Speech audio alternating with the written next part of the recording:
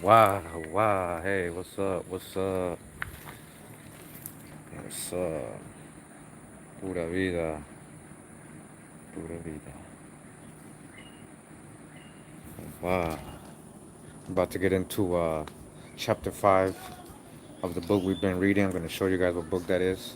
And we're going to do it live because, I got the physical book. And you guys can hear me, right? And so, I'm going to read it to you guys today. I'm out here in ancestral lands. We're in Samara.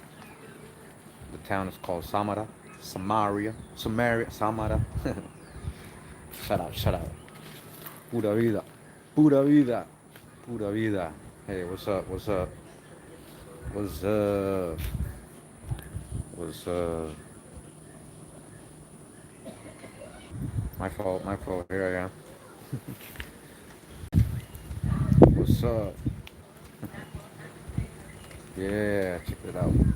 Yeah. Let me get started before we get some rain. What's up? What's up?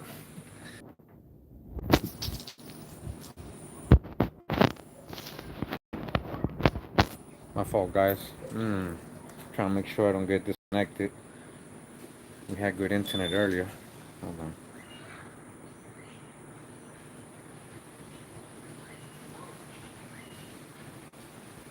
Wow. Hold up. Hold up. Technical difficulties. You guys still there? Okay. You guys still there? Yeah?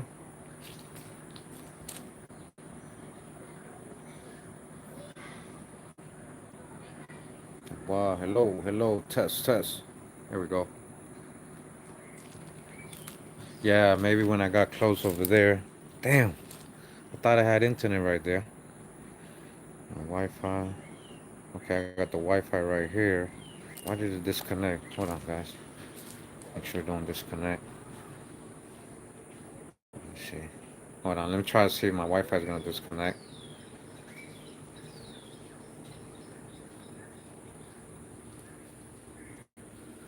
Yeah. Okay. Hmm. Got a couple bars. You guys can see me. Is it pixelating?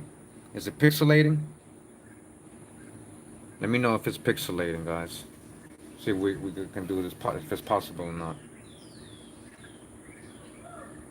Wow, wow. You guys still there? Yeah? You guys still there? Hello? You good? Yeah? Man, I'll be right back, guys. Right back. Hold on. Right here. I'm gonna have to sit over here, guys.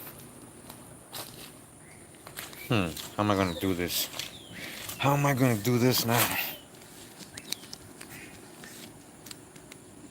Let's go inside, guys, so I can get better Wi-Fi.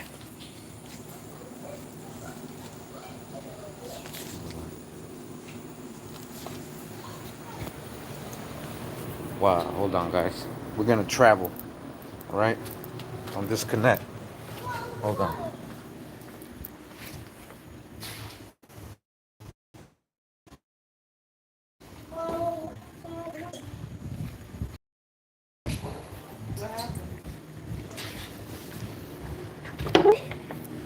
Still there? You guys still there?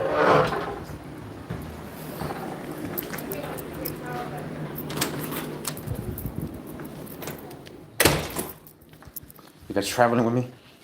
You guys traveling with me? Yeah? We good? We good? Are we good? Can you guys let me know if you can hear me, you can see me? Can you guys let me know?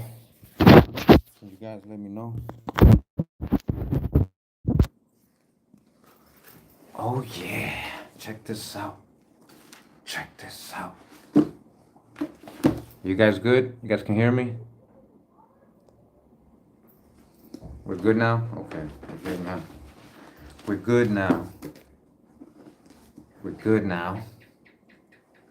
In plain sight. That's what we're gonna get into right now. Yeah? Sound good? Yeah? Everybody sound good? Can you guys hear me good? Like if I'm reading? Or do you have to like struggle? Or can you hear me good? Yeah. Test, 1, 2. Test, 1, 2. Test.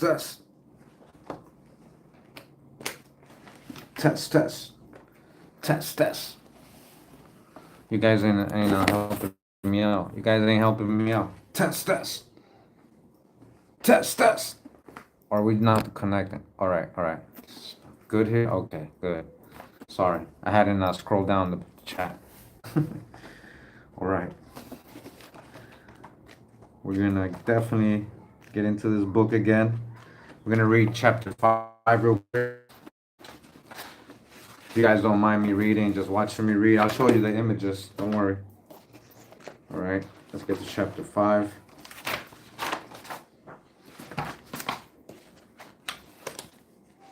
So we read chapters 1, 2, 3, and 4. Yeah. See that? Pretty cool. So we're gonna get into chapter 5. The Anubis caves, mythology, and attributes. All right. And in the beginning of the chapter, it kind of just goes over, the whole who Anubis is, his whole. Oh man. Oh, why we don't got internet? Hold on.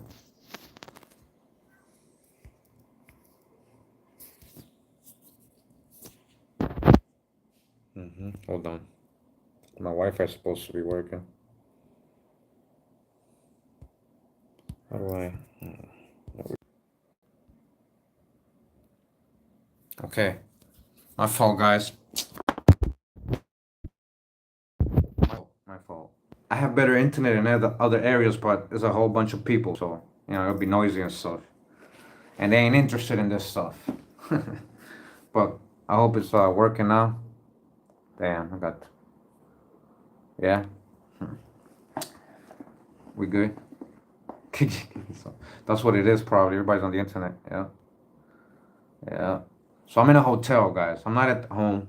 This is not my house. I'm in a hotel. In Samara Beach. Hey, Quest Rescue, thank you. I'm in Samara Beach town. That's on the Pacific side of Costa Rica. It's about 4 to 5 hours from the capital where I live. So we drove out here. We just chilling with family because the kids got vacation for like 2 weeks around this time. They usually, they in school. They start school in February here in Costa Rica, and then like in November. So they got like a mid-year break. Yeah, we're kind of visiting ancestral land. Ancestral land. This is a very indigenous place, Samara. There's actually a town which is maybe what, like 10 kilometers away, 10, 15, and it's called Kurimeo, right? Kurimeo, and it's based on the whole story of why I got my name. If you don't know, we're gonna have to go over it one day again. Kurimeo was a person. He was that's where I got my name, Kurimeo. So I started the whole story, and I felt their relation before I even had done my genealogy. And yeah, so ended up finding out I do on one line go up to the Chorotega tribe, and that's who we're talking about, the Chorotega. He was a Chorotega, and it's a whole deep story behind it. Yeah, Cootie. Yeah. Hey, what's up? Hold on, make sure I got. Okay, I think the Wi-Fi is gonna be stable now that I connected to it. So again, we're reading in plain sight.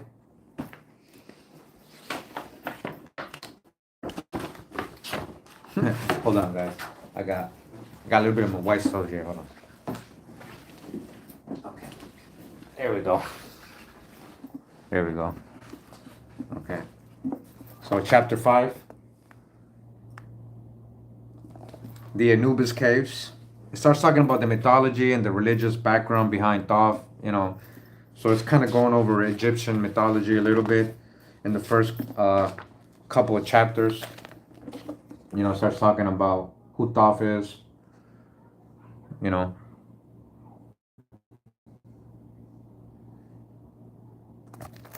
then we kind of want to know, well, when they start talking about the cave, And down here it says, as you guys can see, the Egyptian-Celtic relationship.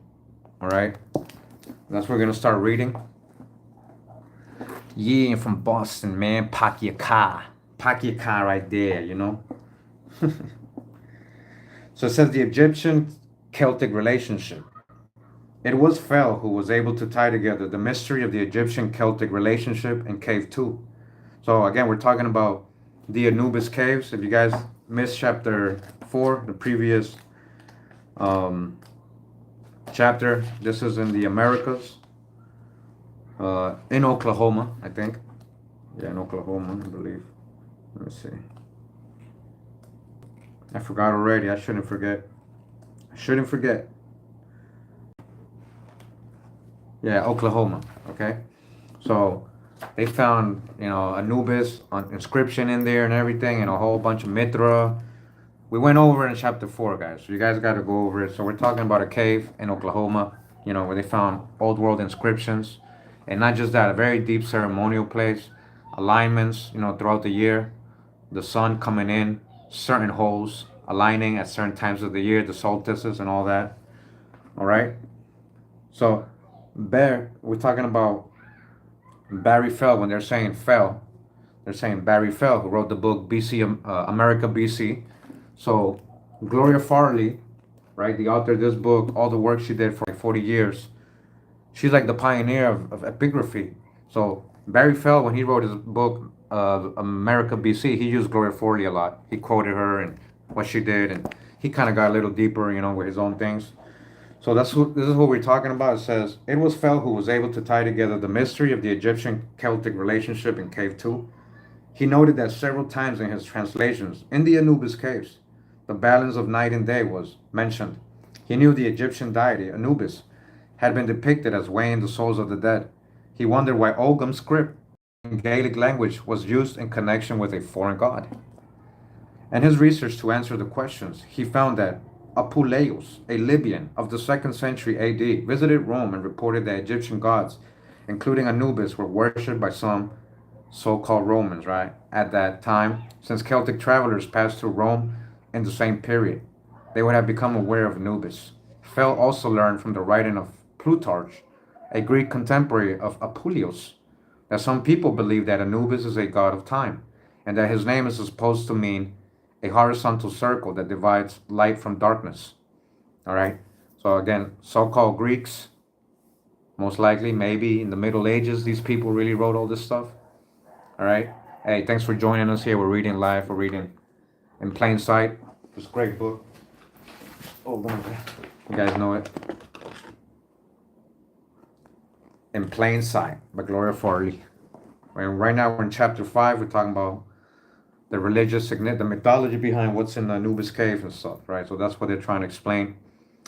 He learned that in the 8th century AD, the Venerable Bede, while serving in a monastery in England, recommended to the church in Scotland that the calendar be regulated by observing the equinox.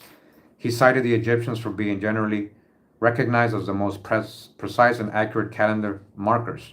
Fell therefore concluded that both the Saxons and the Scots associated the regulation of the calendar with the equinox, and that Plutarch knew of Anubis as a god of time and the balance of light and darkness.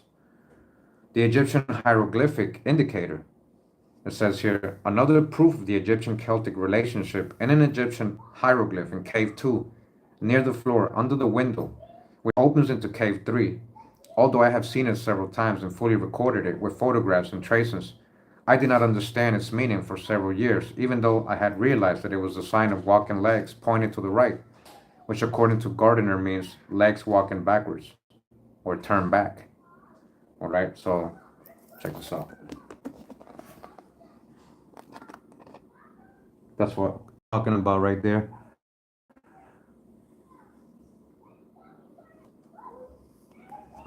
Okay, so it says the meaning did not come clear. I read Roberta Smith's article on California site.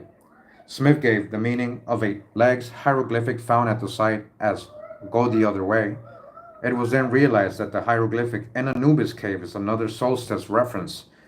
The solstice is when the sun sets at the most northerly summer or southerly winter point on the horizon that it will reach Between these dates, the spot on the horizon where the sun sets moves toward these points. Upon reaching these points, it hesitates for a few days, then starts to set away from these points. The sun does what the hieroglyphic says. It goes the other way. Right? Goes the other way. Yeah. If the mark which hang from the legs, which may be Ogham script, along with an adjacent crescent moon, were not too dim to be deciphered, these might add still more to meaning of the walking legs hieroglyphic. And then it says the Zodiac panel. One feature that Dr. John Polanski and Fell worked on together was a panel near the left entrance of Cave 2, which they had determined was a zodiac representation of the 3 months period between the vernal equinox and the summer solstice. It contained figures of an animal representing Aries, the zodiacal constellation occupied by the sun during the lunar month of March, April, a buffalo with skeletal ribs representing Taurus, April, May, and a design with lettering in both Numidian and Ogham Gaelic representing Gemini, the twins, May, June. All right, again, this is all in Oklahoma they're finding. All right, talking about Numidian script, Ogham, Old World inscriptions, right? Only the transliterations and translations for the text associated with these images are given here, as the original diagrams have been previously published. The animal representing Aries should of course be a ram. I thought the figure looked like a horse, because it resembles other images of horses recorded in that area. With the square and stocky body in 1984, while studying a photograph of this animal, it was noticed that the horse seemed to have an upright wing. Not immediately discernible on the stone itself, the print was sent to Polanski with this suggestion. He replied that he had noticed the wing in his own photograph. All right, and this is what they're going to show right here. You guys see that? That's what they're kind of showing. All right. It says, he had mentioned this to Fell, observing that the constellation of Pegasus, right, we're talking about Pegasus, which is very close to Aries, might have been prominent soon after the equinox, at the time the inscription was carved. He also pointed out the reverence of the Celts for horses. So, I don't know if you guys have put two and two together. We're talking about horses, right? So, what did they tell us about horses? They told us the Europeans brought horses. So, this is a lot older than when the Europeans came. So, just the fact that they're showing not only a winged, horse, Pegasus, they're actually talking about horses, right? Not supposed to be horses here before Europeans, right? Horses originated in America, all right? Fell in translating the lettering near Aries, D-O-I-S-D, had said it meant he who goes first. The related etymology contains the word toisak, meaning leader of team of horses. Fell had replied to Polanski, we seem to be discovering things about the Celtic zodiac previously unknown. We had better start thinking in terms that the first sign of the Celtic zodiac may have been a horse. One more relationship to Pegasus was found within the cave itself when the identification of Epona was verified. A Celtic reference stated, which may have been the alter ego for a horse goddess named Epona. The horse goddess and the wind horse are on opposite walls of Cave 2, directly across from each other. The second part of the zodiac is a very plain image of a buffalo, incised near the left entrance of Cave 2. The rancher guide had first brought me to the site to see this petroglyph of a starving buffalo with his ribs shown. The ribs turned out to be Ogham script, all right? They're talking about, they saw, oh, we can see the ribs, right, from the buffalo is Ogham. It's an inscription, which was translatable. This was also true for other Ogham script behind his tail in Numidian script, above and below the beast. The ancient artist had substituted an American buffalo for Taurus, okay, the bull. The Numidian lettering above the buffalo, D-V-R-A-N, Davran, meaning in Arabic, Aldebaran, the follower. This constellation follows behind the first zodiac sign, Aries. The horns of the bull His ribs and tail and lettering below were read by Fel as OI, LNMNS, a lot of letters, which is understood as a li main ans ami, meaning following within 1 month. All right, I'm gonna show you guys what they're talking about.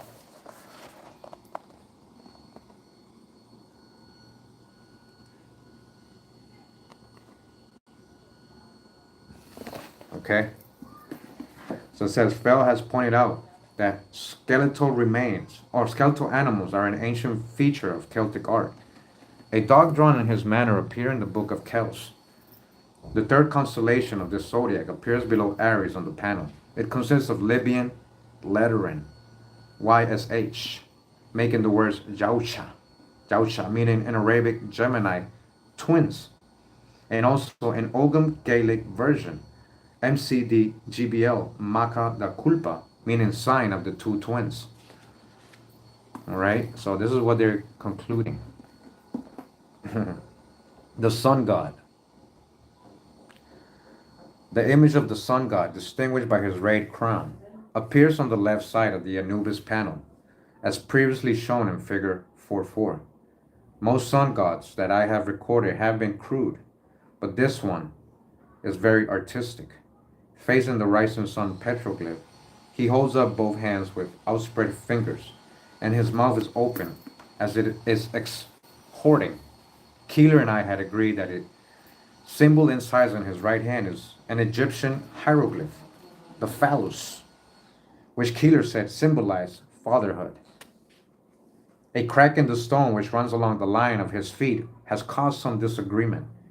Keeler drew the sun god's feet as round balls, and his right foot may be such, but the legs appear to be gradually tapering triangles which end in points.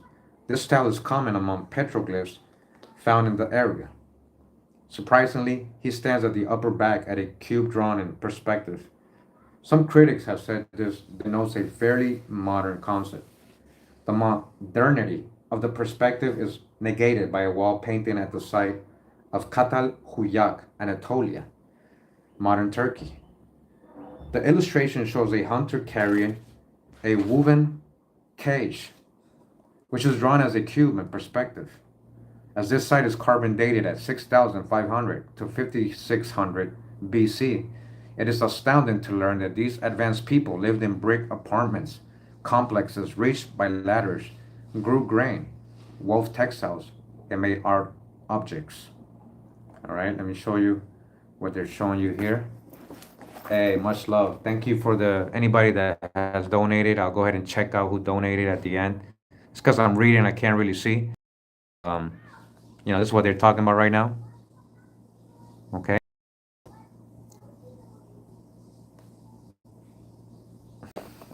Remember, this is all in Oklahoma, the Anubis Caves. All right, the Anubis Caves. The Anubis. Oh, what happened? We good? Damn, I moved the phone a little bit and it got off the Wi-Fi. Hopefully we can get on it. Don't worry. Right now, you guys good? You guys can see me?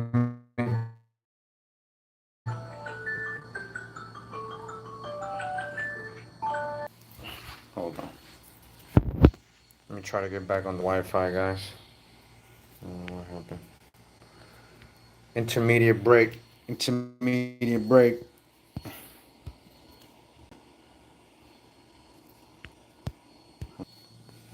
Kind of good.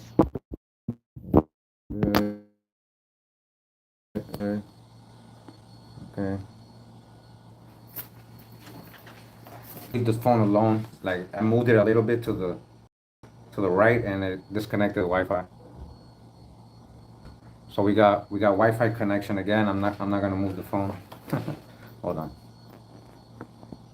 Yeah, we good. Sorry about that, guys. So one of the early gods of Egypt was Ra. What Egypt? To marry America, whose cult spread from Heliopolis of the city of the sun. His name is listed in the pyramid text of Unas, which was written in about 3300 BC. Another sun god, Amon or Amen, originated at Thebes during the Middle Kingdom, which spanned 21 2133 to 1787 BC.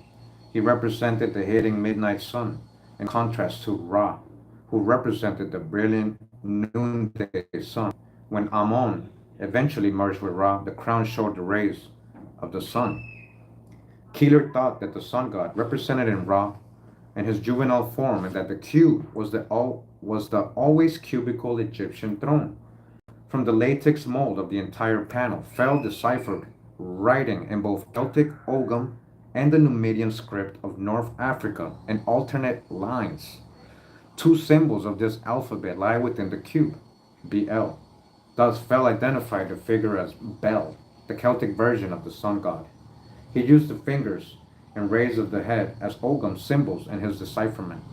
It is my feeling that the sun god combines attributes of both Egyptian and the Celtic sun gods. The Celtic background may be indicated by the figure's similarity to a Northern Irish sculpture of a god with radiating head. The combination of the Celtic Egyptian attributes makes sense because the entire cave too shows both Egyptian and Celtic influences, as do other sites in the same general area. The Metric Challenge, all right, it says here. Concerning the image of the sun god, two of my friends, Donald and Anne Buchanan, have co-authored an article which states that this image is not Bel, but is Mithra, an ancient Persian Iranian sun god. Since they use the name Mithra, it is assumed they do not mean the more ancient form of this deity, the Hindu god of light, Mithra. His name became Mithras after his worship was taken over by the Romans in Hellenistic times. Hellenistic, when people becoming Hellenized, so-called Greeks, Romans being Hellenized, becoming Greeks. So we're talking about Mithra now. They're saying it's not Bel. So now, if they're both sun gods, Bel and Mithra, and where's the origin? We're finding this here. Where's that originate? You know, what did the Masons, right? What did the Masonic book say about the origin of religion and all that, and Freemasonry and all that, right? America, ancient America. It is not clear if the Buchanans also mean this version. I disagree that the sun god is Mithra or Mithras for the following reason. It says born from a rock. One of the main points of which the Buchanans have base their belief is that the birth of Mithra was by his arising from a cubical rock. They say that the cube underneath the sun god represents this rock, but the sun god is standing on top of the cube, not rising from it. As shown in figure 4.4, the figure of the sun god is as correct as tracing latex mold, plaster casts, and photographs can make it. Each leg tapers to show the figure standing on the cube. The sun god does not have thick legs, which end behind the cube, as shown in an illustration that the Buchanans rely on for the basis of their argument that the figure is rising out of the cube. A dim photograph, which was erroneously traced and published, may have had something to do with the misunderstanding. So a lot of kind of babble going on right now, but you see, this is what they're talking about. Hold on, there we go. So this inscription is found in Anubis cave. A guy raising his hands on top of a cube, right? And that image is found on a lot of ancient sites, you know, all over the world. So, and then there's a time of the year where the sun actually points at it, right in the cube, you know, pointing right in the cube, the sun. So it's aligned with the stars and stuff, right? All right. Thanks. Appreciate you, millennials. So it says the lines of this cube, which show that it is drawn in perspective, also make it transparent. It's like a 3D cube too. That's the other thing he's saying. So it could not represent a rock. The Buchanans are illustrations which shows Mithras rising from a rock that is a square but flattish, and another where the rock has several facets. In one reference, I have also found illustrations in which the rock looks like an undulating snake. Another figure in the same reference shows the deity being born from an egg, with the top of the shell still on his head. None of these are transparent cube. And then it says the cave. The Mithraistic religion, which lasted from about 1400 BC until 400 AD, was very secretive, with ceremonies being held in the underground temples known as caves. All right, listen. These structures were found all the way from Egypt to England, the largest numbers being in Italy and Germany. The Buchanans emphasize that the sun god figure is in a cave. True, but cave 2 is open to the sun and not a dark and gloomy underground room. Says the bull. The main image within the Mithraic worship is the figure of Mithras as a young man sitting on the back of a bull, which she is slain by plunging a dagger into its neck vein. The exudate from the wound is shown as drops of blood or sheaves of wheat. The image in the form of statuary or pictures is found in almost all the temples, although they are never accompanied by writing of any kind. The bull slaying called a tauroctoni, usually also shows a serpent, a raven, a scorpion, a cub, a dog, and sometimes a lion. None of these six motives appear in any of the five Anubis caves. Anubis is a jackal, not a dog. The Buchanans, all right, you hear what he's saying? Okay, dodge the hijack. So, according to their fake story of Anubis, right, he's supposed to be a jackal. When you actually Google what a jackal looks like, you see it don't look nothing like Anubis. Now, we know that Anubis is a representation of an ancient dog of America called the Cholot, something like that, but we just call him Cholot, the Cholots, all right? Google it. That's the real dog. That's Anubis. Exact copy, exact drawing on the hieroglyphics. It's the same one. It's not a jackal. He is the jackal, the trickster. You know, it's one of the trickster animals. And that's what they mean by jackal. You know, this goes down to the dog, and that's when you get dog backwards is God. Then you get Sirius, and you get the dog worship and the dog-headed people, and it gets crazy with that, right? Just trust me on it. So the Buchanans point out that the bull is present in Cave 2. They are referring to the image of the American buffalo, which was used by the ancient people to represent Taurus in the 3-month zodiac panel as previously described in this chapter. The sun god is certainly not slaying this creature.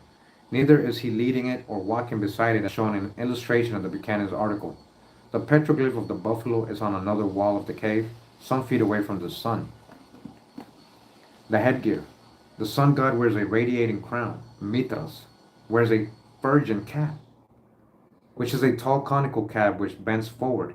One reference says he always wears this cap. The Buchanans show 4 heads with radiate crowns, but label them as Helios and Sol.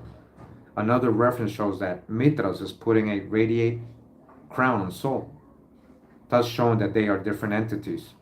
The Buchanans show coins of Mithra with a crown, but these are from ancient Asia and northern India, so seem to indicate the Indian god Mithra. One reference shows Mithra wearing both a radiate crown and a virgin cap together. But this is what does it say? But this is from the Taurus mountains of Turkey. Another illustration shows a medallion from Tarsus in Asia, in which he does wear a radiate crown.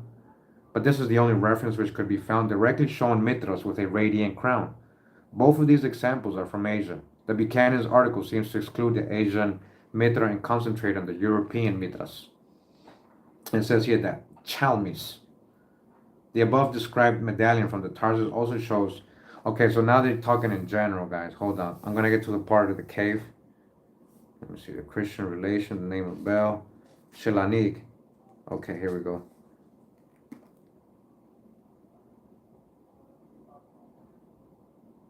So it says Sheila-na-gig.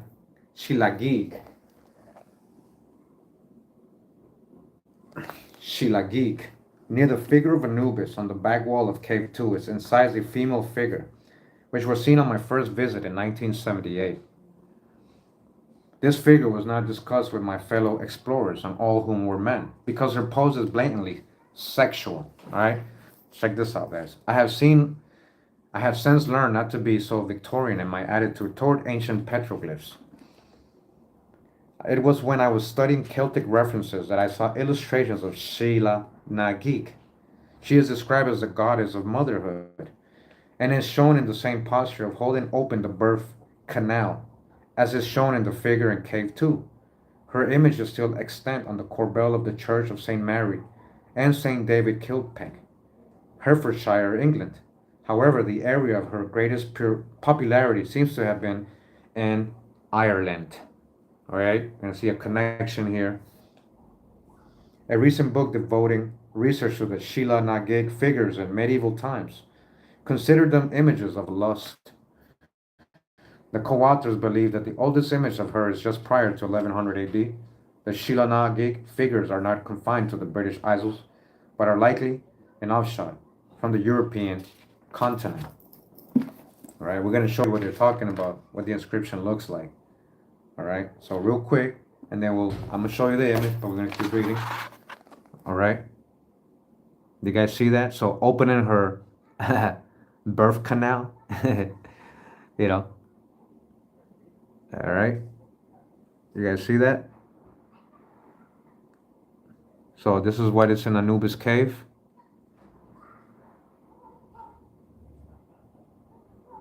Yeah.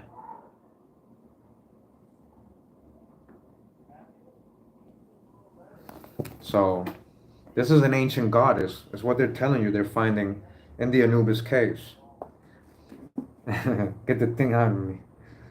An essay generally considered to have been authored by Thomas Wright in 1786 on the worship of the generative powers during the Middle Ages was added to an 1865 publication on this general subject, written by Richard Payne Knight, Esquire. Wright's original research on sexual images has so shocked people that his writings had been suppressed for nearly 100 years. Although Wright eventually did not know of the Sheila-na-gig image of the Celtic church, he gave examples of 7 figures found in Ireland in the ruins of very old churches. In churches, right? Where they have that in churches. Some were used as a keystone in the arch of the church door. It was believed that they served as protective talismans. The Irish peasants felt it was the life-creating nature of the symbol that gave its protective power. This would seem to negate the idea that they were images of lust. Wright stated that the oldest ruin in County Fermanagh was said to by some antiquarians to have dated back to the 7th century, but he added that he thought this was probably an exaggeration. He described another figure as being found in 1850 at Cloran, at depth at 5 feet, which shows that the building, a church, no doubt must have fallen into a ruin a long time ago. Wright also describes similar images made of metal found in Germany and the area formerly occupied by the Vandals and the tribe of the Obotrites, who are considered a division of the Vandals. Later metal statues were found in Sardinia, so exactly similar that they were attributed to the Vandals who occupied that island. The image had bird wings and used an open pomegranate as genitals. In talking about some figures from Egypt, he said, several figures of similar description, but in more matter-of-fact shape were brought from Egypt by a Frenchman who held an official situation in that country. Wright describes one as an exact counterpart of the Sheila-na-gig and considered that the Egyptian examples belong to the Roman period. So if those belong to Roman period, and Roman period might be in the Middle Ages, it's all happening in the Middle Ages. All right, so here's some more figures.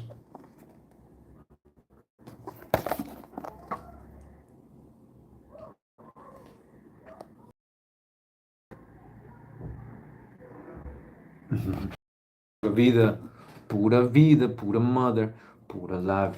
Yeah, pura thoughts. Yeah, puro facts, you know. Pura life.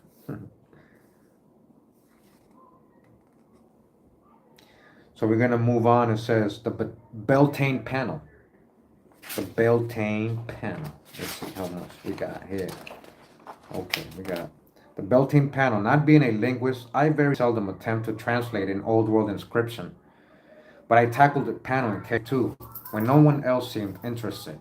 The reason for their disinterest was that it could not be easily seen because of colored striation in the stone and lined them with age.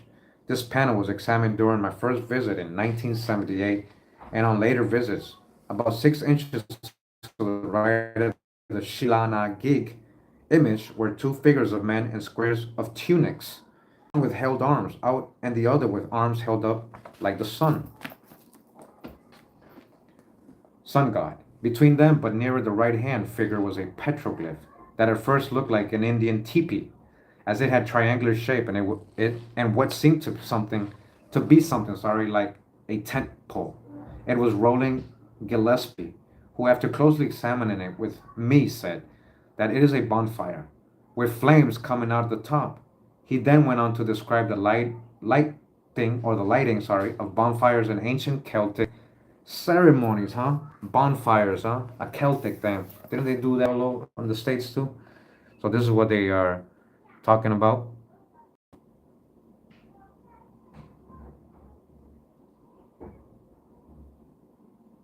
Yeah. All right. It says, researching this idea, I learned that the Beltane fires were laid on hilltops in the British Isles on the eve of May 1, Beltane. The ceremony included joyful feasts and fair and sports, the people believing that the cattle could be bewitched and drove them through the dense smoke from the bonfires, as fire was considered to be sacred protection. Huh? Interesting, right? So we're moving on. It says here the Celtic calendar says, in considering all the petroglyphs and inscriptions in Cave 2, it was realized that the entire content, curving from left to right, is a Celtic calendar.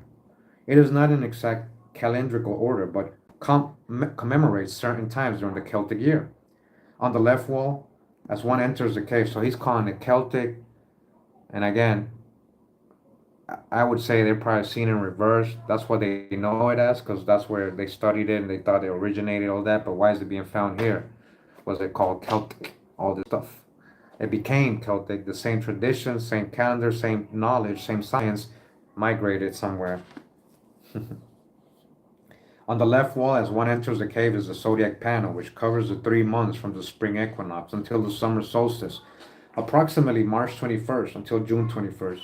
Within the Anubis panel is clearly a record of when the exact day of the equinoxes occur on any given year, in March and September on the 21st or 22nd. The ancient Celts celebrated four main festivals each year, 3 months apart. They are called Imbolc on February 1st, Beltane or Beltane on May 1st, Lug-Nasat on August 1st, and Samain on November 1st. And that's one of the origins of Halloween. Samain, check out my Halloween video. We're gonna try to do a new one this year, with the same info but added more, But very interesting research when we talk about the origins of holidays, right? Holy holidays. The latter was considered the beginning of the Celtic year. Imbolc was associated with fertility and the beginning of the period of the lactation of Is. Sheila-na-gig on the right of the Anubis panel, being the goddess of birth or motherhood, would also be associated with fertility and lactation. She is very likely in this position on the cave wall to indicate Imbolc February 1st. All right, so to the right of the Sheila-na-gig figure is Bel on the Beltane panel, with his petroglyph of the Beltane bonfire lighted in ancient times on May 1st. Again, all this being found in Oklahoma. To the right of the to the right of the Beltane panel is the horse goddess Epona and her long inscription in Britian Oakham. This inscription mentions Festival of Corn Abundance. The festival of Lug-Nasat, August 1st, was associated with the August harvest.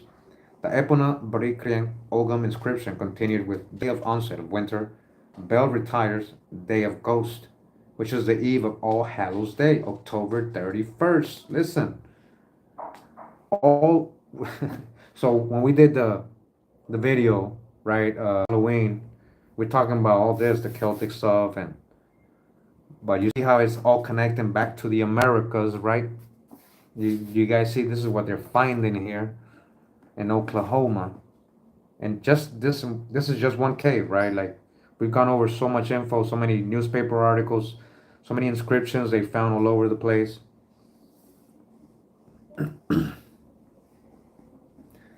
So, sorry, which is Samhain weekend, Samhain Halloween. Above the breaching Ogham, the extreme right entrance of the cave is a libation bowl with the cross incised on the bottom, which Keeler had suggested was a winter solstice indicator. This proved to be correct, for on December 21st, the bowl is flooded by light at noon. It's all aligning. It is a calendar, guys. This is advanced science, or advanced astronomy, whatever you want to call it. who can say that the ancient Celts were not in Anubis cave? This is what she's saying. This is what I'm saying. So she's like, hey, there's so much proof here of some Celtic Egyptian, some kind of old world connection. She's like, who's gonna really say that they weren't here? Like, but she's seeing in reverse. America's world. So many things. I hope the scholars out there are trying to put it together. And like, yo, he's shown so many different examples of old world stuff. Why do you keep saying they came here? Let's be logical. Use your logic. Where's all the food? Where's agriculture? What have we learned? This is Atlantis. What have we learned? It's in plain sight. It's in plain sight, and we're not, we got to start making changes in the textbooks and stuff. Yeah. Hold on, guys. There we go. That is some more light. Nah, that's worse. That's worse. That's worse. Hold up. Hold up.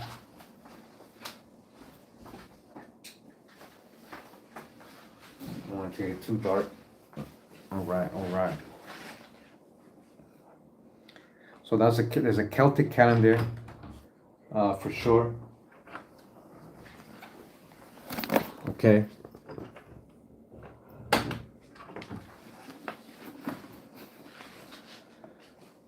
Sorry, somebody was coming in. I don't know who it was. Site occupancy, right? Compelling concept can be realized by examining the mechanics of how all these calendar displays were created. The necessary first ingredient for their creation was the presence of a person highly skilled in astronomy. This person would have to know how to determine when the equinoxes and solstices were to occur. He would also have to be creative enough to see that the configuration of the caves might allow for some sort of display at the appropriate times of the year. This would indicate knowledge of an experience with ceremonial architecture, sacred geometry. Once the potential use of caves was determined, the artist would have to wait for the appropriate event, which only occurs once or twice a year, to see if some play of shadow and light is present that could be used for a display. This might take several tries, read years, to find the exact location that could be used. So a lot of time has to go by, right? For people like, stop, look, that happens every year at this time. That's a lot of years. That's a lot of years, okay?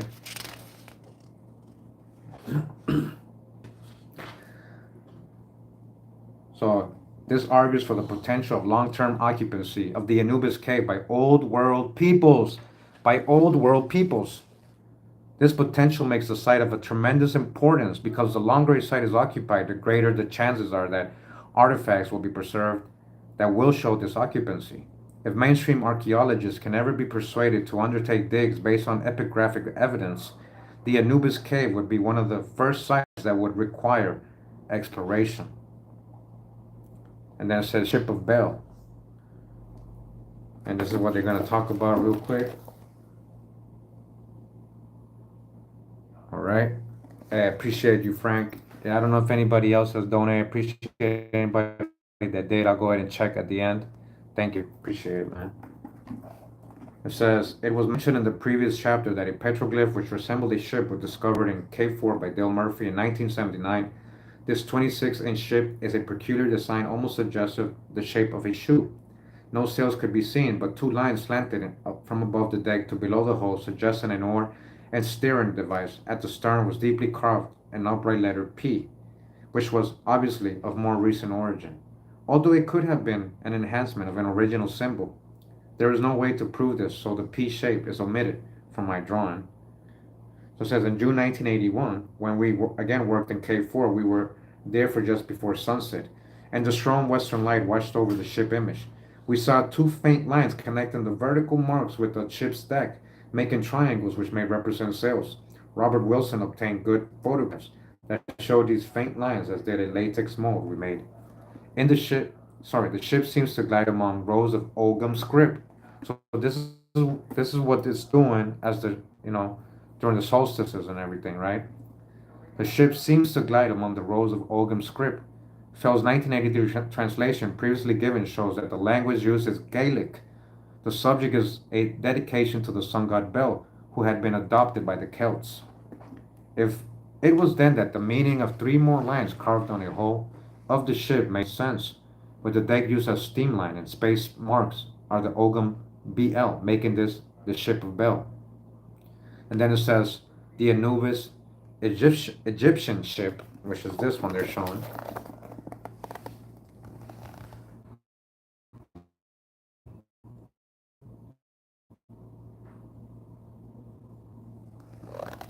Okay? It says the entire design could be slipped into a book of references on ancient Egyptian ships and never be noticed as different. If this was in an Egyptian book, hieroglyphic book, people wouldn't. Oh yeah, that's an Egyptian hieroglyphics. But they found this in Oklahoma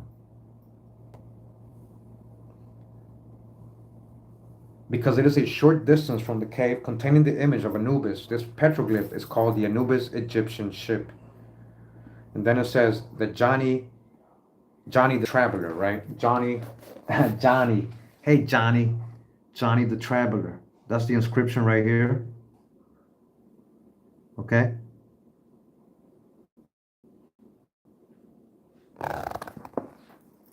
It says in June 19, oh, sorry. Johnny came here. Proclaims the boldest inscription in Cave 2, the lettering 5 inches high and stretching 37 inches across the right wall of the cave is Numidian. That's Numidian script found in Oklahoma. Okay? It's called Numidian, but really is it Numidian? We're seeing it in reverse. Okay? A tracing made during my first visit in June 1978 was translated soon afterward by Phil. He diagrammed the inscription and made the following statement. Johnny came here, reads this ancient Numidian graffiti, Arabic word John, vowels as usual omitted in West Libyan script. Style could be as old as 200 BC or as late as 8th century AD. Kufic script usually replaces Libyan after 7th century AD, and letter style looks older. My guess about 1st century BC to the 1st century AD. This is what they're guessing. All right. So that's what they're. So they got 5 untranslated inscriptions as well, and this is what they're saying.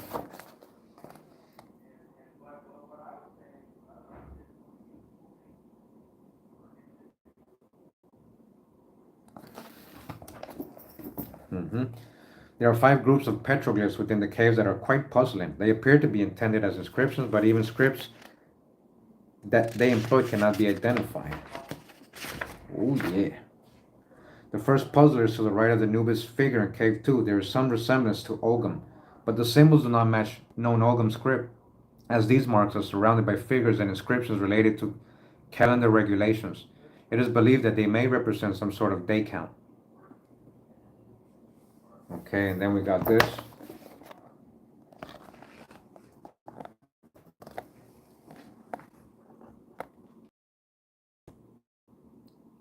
You guys see the crosses? Above the libation bowl, Cave 2 is a vertical inscription of 5 symbols. Although the bottom 4 symbols resemble letters in a Roman alphabet, the top one does not. It says above the head of the opponent figure is a collection of symbols, including 2 crosses. Although some of the symbols resemble Numidian script, the inscription remains untranslated. In Cave 3, over the exit to the tunnel that leads outside is an inscription which appears to be important. While some of the symbols resemble Ogum, others are not a part of this alphabet. This and the first unexplained inscription were published in an article requested by Donald Sir.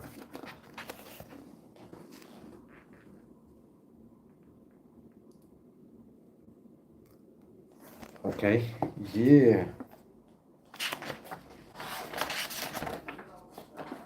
The oldest appearing writing within the cave comprises a 5th mystery inscription. The inscription is found in Cave 4 near the ship petroglyph. The only affinity to an ancient script that can be found is the symbol that looks like a horned face, which is similar to the symbol in ancient Semitic alphabets. All right. We're about to see a lot of symbols, guys. So that's what they're talking about right there.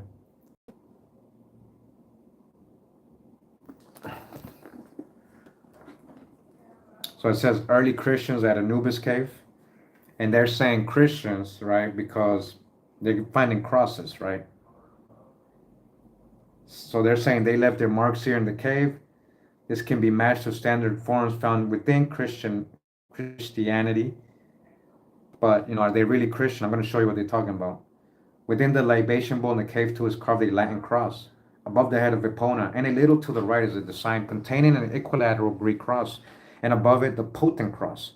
The latter is basically an equilateral cross with terminating crossbars at the end of each arm. On the cliff sides between caves 3 and 4 is a variation of the Tau cross. This figure also includes the Tau cross from cave 5. Also on the cliffside is a version of the patriarchal cross within 2 cross bars. Cross, cross, cross. This is really a Christian symbol, right?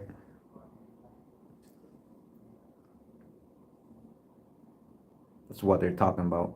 So we're gonna see some more,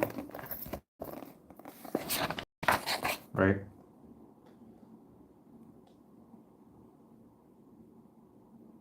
You guys see that?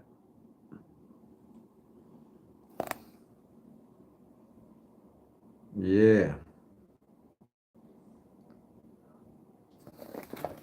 It's all found in the cave, right? The most important evidence, however, was found by Feld when he studied an 18 by 29-inch panel from Cave 5. He reported the forms of Christian crosses found in standard references. 3 of the crosses are of North European origin. They're, again, seen in reverse, right?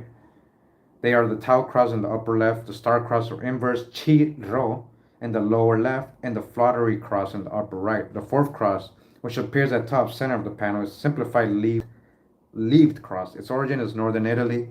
These crosses compare favorably with standard versions of the star, leaved, and flattery crosses. Okay. Let me show you some more.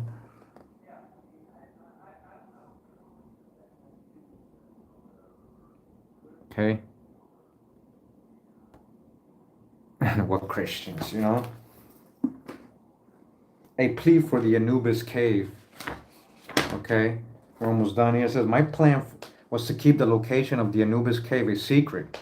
I told you she was one of the pioneers. She's telling you. She's one of the pioneers with this. Until they could be protected, as published by the Anubis Caves project team in 1985. However, the plan did not succeed. The caves are now very vulnerable, not only to vandalism, but to commercialism. Vandalism occurred in 1982, 1988, and 1992. Although the people who carved dates and words and heavily chalked the petroglyphs surely did not know that they were obliterating ancient world history. Dozens, perhaps hundreds of unauthorized people have been taken to the site, but not by me. Some, of course, are highly respected and needed, like Dr. Robert T. Mayer of Catholic University of America, Washington, D.C., and a Celtic expert who confirmed the authenticity of the Ogham writing. When he visited the Anubis caves, Mayer died in October 1987. So we're going to look at.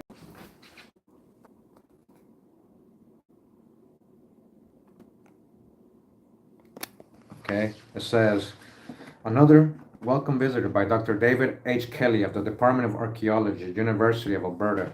He is not only very knowledgeable, but fair in his assessments.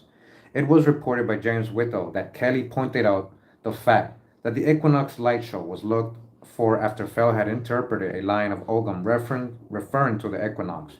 He also pointed out that the repeating of line stroke sequences at different sites indicated writing, especially when words could be read. Many of the other visitors still being taken to the caves without the knowledge or consent of the landowner are only curious onlookers who mean no harm, but some are freelance writers, commercial artists, and television news reporters who cannot be depended upon not to reveal the location of the site. It is difficult to understand the motives of their guides, who apparently believe that the publicity is more important than protection. One Oklahoma rancher was so dismayed because of uninvited trespassers on his property that he threatened to dynamite the pressure for the intrusion would no longer exist. Some team have criticized me severely for making a latex mold of the Anubis panel. Keeler and I only made one mold. A mold of part of the panel was later made by a rancher. It is, however, possible that the above-mentioned unauthorized visitors could have made more molds, or the deterioration of the panel could have been hastened by the touching of hundreds of fingers. It seems significant that although I made molds of other inscriptions and petroglyphs in the same cave, which are more exposed to the elements than the Anubis panel, these carvings have not disintegrated. After the value and importance of the caves was explained to the landowner of the Anubis caves, I offered to buy or lease the caves to ensure their protection, but I was refused. Later, another family member to whom title had been conveyed surprisingly offered a free 99-year lease, which gratefully accepted, which was gratefully accepted. Before we could follow through with financial plans, the offer was withdrawn for reasons not fully understood. Later, the title was conveyed to yet another family member. Okay. In 1991, this landowner offered the Institute for Study of American Cultures of Georgia, of which I am a trustee, a 50-year lease for $50, which was immediately accepted. A legal snags caused the withdrawal of this kind offer. So we're reading a little bit of the history, what she went through, how she's trying to protect it, and who's the owners and what's going on with this place. Unfortunately, Oklahoma agencies are not set up like some other states are to protect ancient historical sites. The Oklahoma State Historical Society is primarily interested in state history, beginning with the first land run in 1889. The state parks are under the jurisdiction of the Department of Tourism and Recreation. In accomplishing their goal, which is to draw hordes of tourists, ancient sites have been altered before a full investigation could be conducted by archaeologists. The Oklahoma Archaeological Survey does not consider epigraphic sites as archaeological.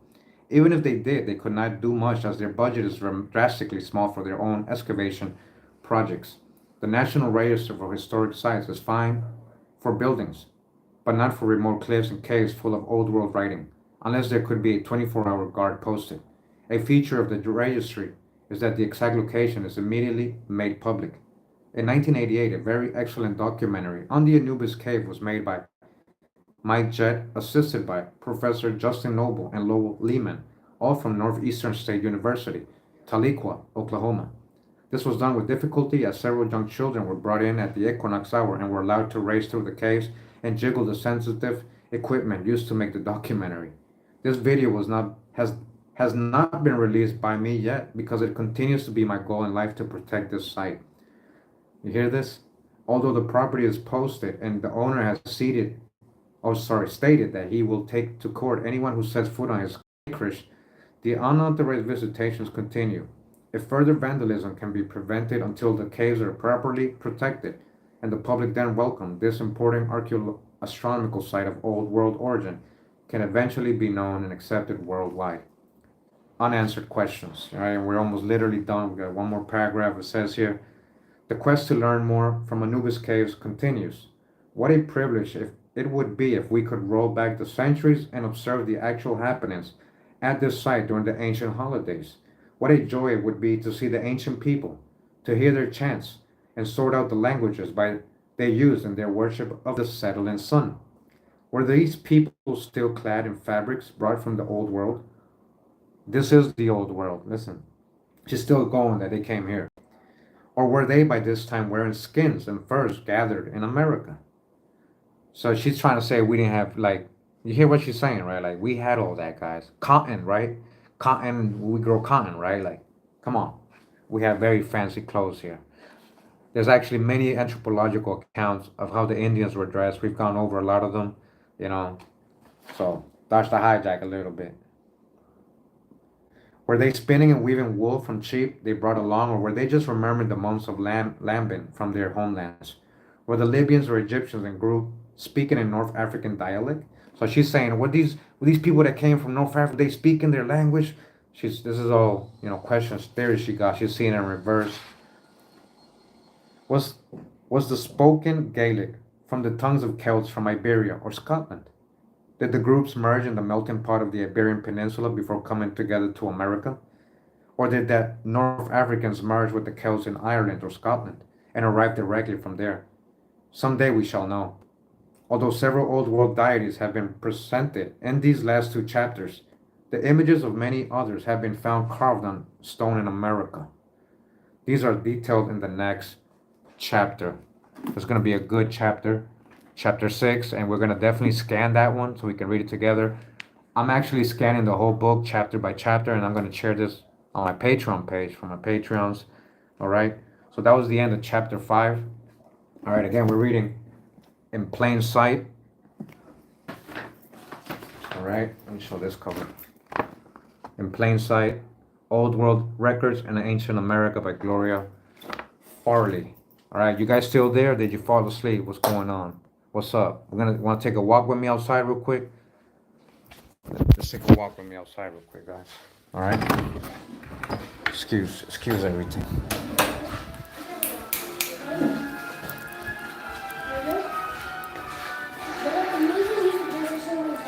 Huh? Of course, that's why I put it on. What's up? You guys still there? Okay, we here. All right. All right. Well, we read chapter 5, guys. Let me just show you real quick outside here.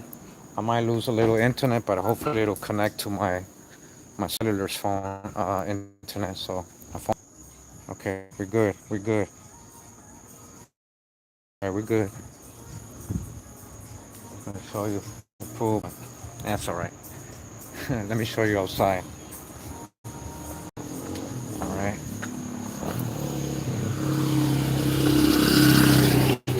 So again, you get a lot of tourists here, people from Europe.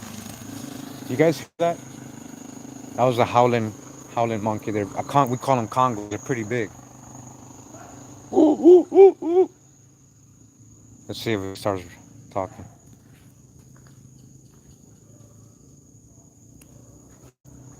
You guys see where I am? How dare he? What's up?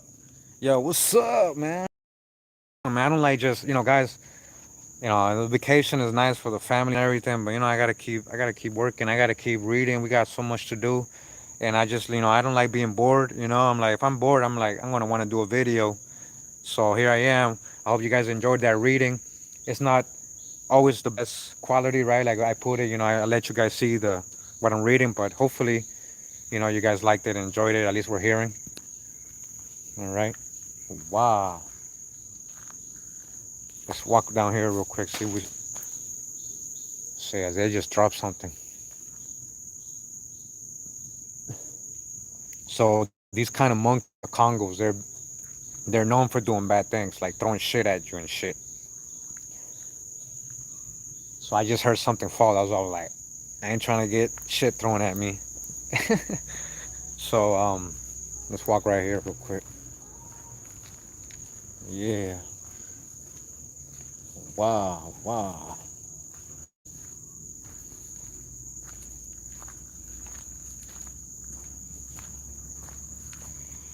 Pura Vida Land, Samara.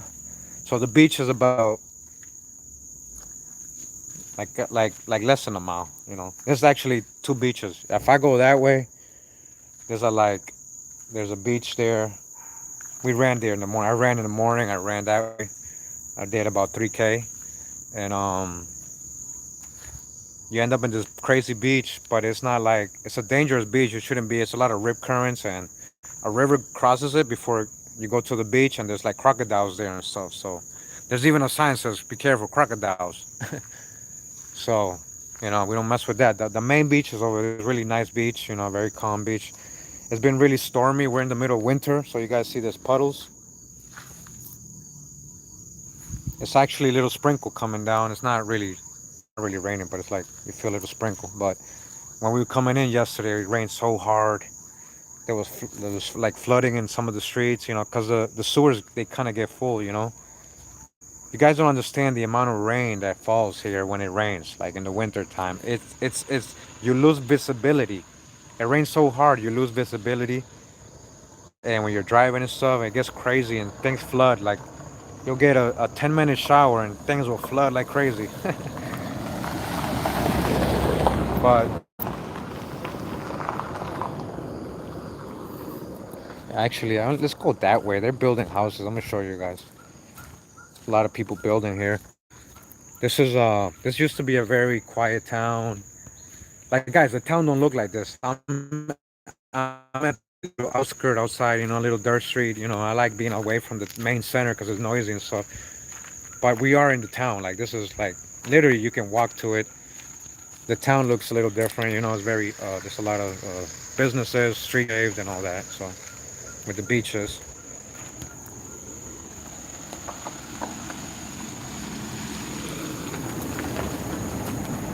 So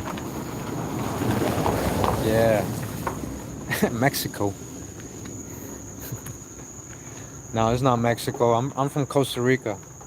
Hey, nice to meet you. I'm in Costa Rica. I'm in Mesoamerica. This is some of my ancestral land right here. Some of my ancestors. Not all of them, because we got a bunch of ancestors. Yo, if you come out in January, holla. You know what I'm saying? Yeah, I got you. You know. Let me know. Hey, guys, me and Omek, we kind of talk long. We know each other for a while, so I don't just say yeah, come to everybody. So yeah,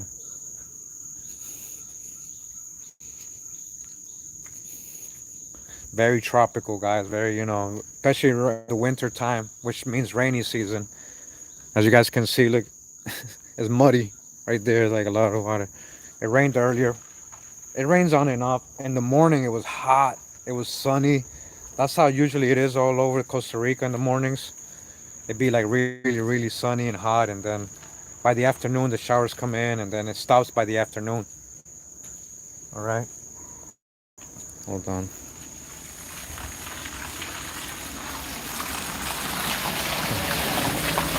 Wow, wow. So guys, if it automatically disconnects, that means I ran out of minutes on my phone. So that's probably, and I can't connect back. So I'll probably when it ends, just in case.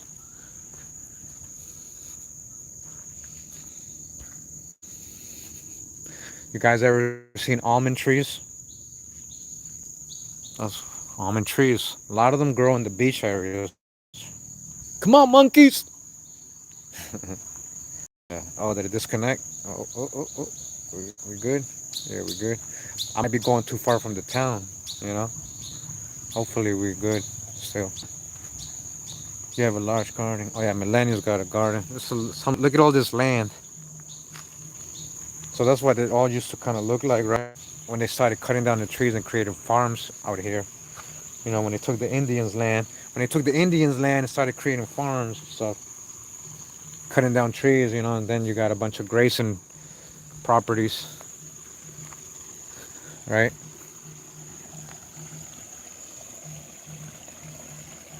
A lot of these are fruit trees, like guava trees, mango trees. There's a lot of fruit trees here growing. This is a fruit tree too. Let me see. I recognize at least. This might be a soursop tree. I think that's a soursop tree right there. I recognize the leaves. So yeah, keeps going. Wow. A food forest. Yeah. So that's like when the Spanish came, they literally wrote that. They couldn't believe all the just fruit trees just everywhere, and the agriculture we had, and just the random, like, you're just walking around, just papayas and mangoes, stuff growing everywhere. You know. So yeah, they planted a lot of fruit trees, like all these. They were smart, but a lot of them are natural from the birds just dropping seeds and stuff. Yeah. I'll let you guys see the town tomorrow and the beach area. Just been chilling with the family. I don't have I just can't be like separating myself like that. But they're entertained right now. But I'll show you guys the beach area tomorrow. I'll probably go live from the beach. We might do chapter 6. We might do chapter 6 tomorrow. I don't know. We might do something else. I might get on my Zoom, my daughter's laptop, and we do something tomorrow. I always like to kind of change it up, not do the same subject every time, you know.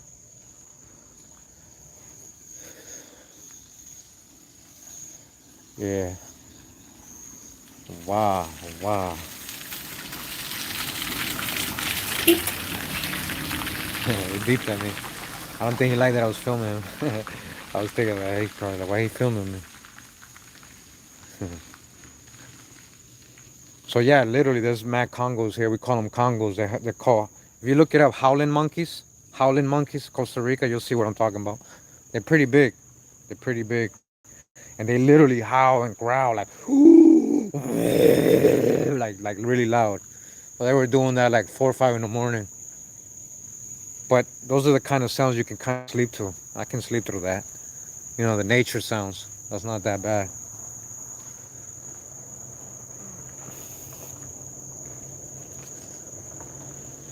So again, a lot of tourists here. There's a lot of tourists from all over the world. Costa Rica, we get a lot of tourists, guys. Like people just come here from all over the place. Like this town has a lot of foreigners living here. Like, but that was established a long time ago. And so they've kind of they've been here like a lot of them been here like 20, 30 years already. And they got businesses like this. You know, they got hotels, they got restaurants, they got all kinds of tourist stuff.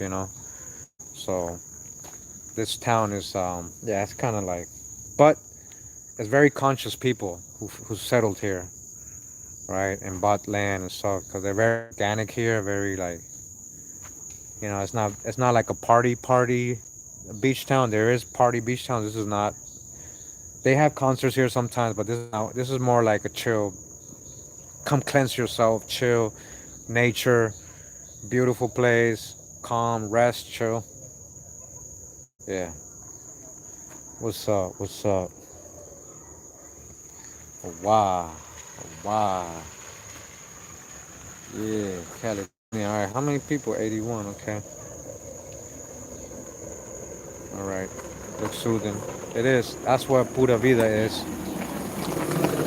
That's what pura vida is. We got some black folks there. They're probably visiting tourists, and they might be from here, but usually the they're in the Caribbean side. Most of the melanated, a lot of the what people call so-called black, right? Because they wouldn't call me black, but they're Costa Rican. You know, they're just because they look a certain way. But you know, I don't consider myself cream color, anything, any of those tags, anyways. So, but yeah, there's a lot of people from all over the world here. Pretty cool spot. Pretty cool spot. Yeah, I'm peach. All right, peach. I'm all kinds of colors, depending on the lighting. All right, so I'll leave you guys here. I just wanted to show you, you know, a little bit of Pura Vida land. Yeah, it's really nice over here. Really nice. But I'll be straight up. If you're too used to Babylon, you ain't, I mean, we got amenities, we got internet and infrastructure. But if you're too used to the Wi-Fi and the AC and all that every time and all day, and you can't even walk down a block real quick, you might not like it. You will lose weight if you come here. You will lose weight. Most people do because you start eating more natural. So you start eating more natural. You start doing exercise like him. We start. The vibes are different here, guys. Pura vida means something to us. That's why we say it. Pure life. Pure life counts. It's just I'm a mixture of things. I ended up growing up in Boston. I met different people all over the world. So I'm a different type, but I'm still Costa Rican, and that's in me. It's in the blood, and we're a certain way. We're pura vida. We're mostly courteous and friendly.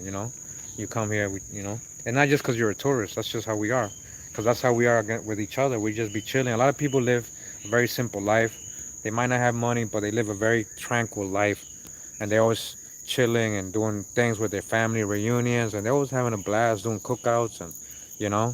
So it's a simpler life to somebody. We got one of the blue zones in the world. You guys don't know about that, where we got the oldest people living on the earth. There's 5 places in the world. Costa Rica is one of them. Guanacaste, where I am right now. Guanacaste, mainly another little area up a little more north. But this whole peninsula, one of the places where the oldest people in the world live. Okay, let that sink in. Hey, Dev D, man, just come experience it a little bit. Like, guys, Costa Rica's not expensive. Like, you make it expensive if you want, but you don't have to. Like you can come chill. You can come backpack like a lot of rich Americans do. They got rich daddies and stuff, and their mom and dad paying everything.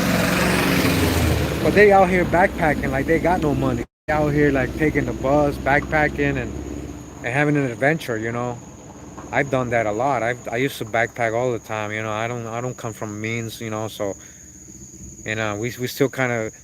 Sometimes even when we go on vacation, we kind of cook. We kind of cook a little sign in the hotel. We're not always eating out and stuff. Like we remember our humble beginnings. Anyways, Costa Rica's not cheap, but it's also not that expensive.